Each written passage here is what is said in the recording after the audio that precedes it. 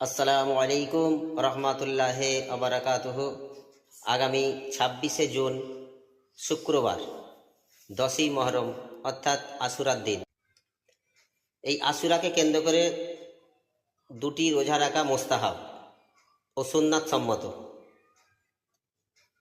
রসুলুল্লাহ সাল্লাল্লাহু আলাইহি ওয়াসাল্লাম ইরশাদ করেছেন, যারা এই আশুরার রোজা রাখবে তাদের পিছনের বিগত এক বছরের গুনাহকে আল্লাহ ক্ষমা করে দেন।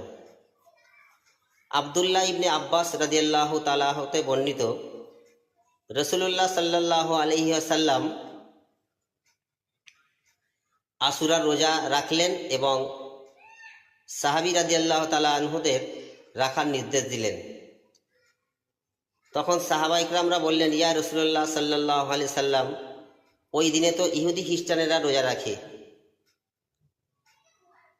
একটা রোজা ইহুদি খ্রিস্টানেরা রাখে। তখন রসুলুল্লাহ সাল্লাল্লাহু আলাইহি সাল্লাম ইহুদি খ্রিস্টানদের সাথে সাদৃশ্য এড়াতে তিনি বললেন, আল্লাহ তাআলা যদি সামনে বছর আমাকে হায়াতে রাখেন তাহলে আমি 9 তারিখেও রোজা রাখব, অর্থাৎ 9 ও 10 আশুরার রোজা রাখব।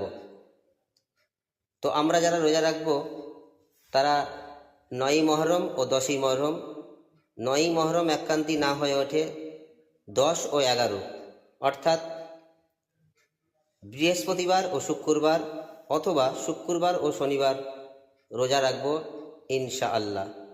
একটা রোজা আমরা কেউ রাখবো না, একটা রোজা রাখা মাকরুহ, দুটো রোজা রাখা মুস্তাহাব ও সুন্নাত। আল্লাহ তাআলা আমাদের সকলকে রোজা রাখা তৌফিক দান করুন। আল্লাহ তাআলা সকলকে সুস্থ রাখুন, ভালো রাখুন। সকলে ভালো থাকবেন, সুস্থ থাকবেন। আল্লাহ হাফেজ।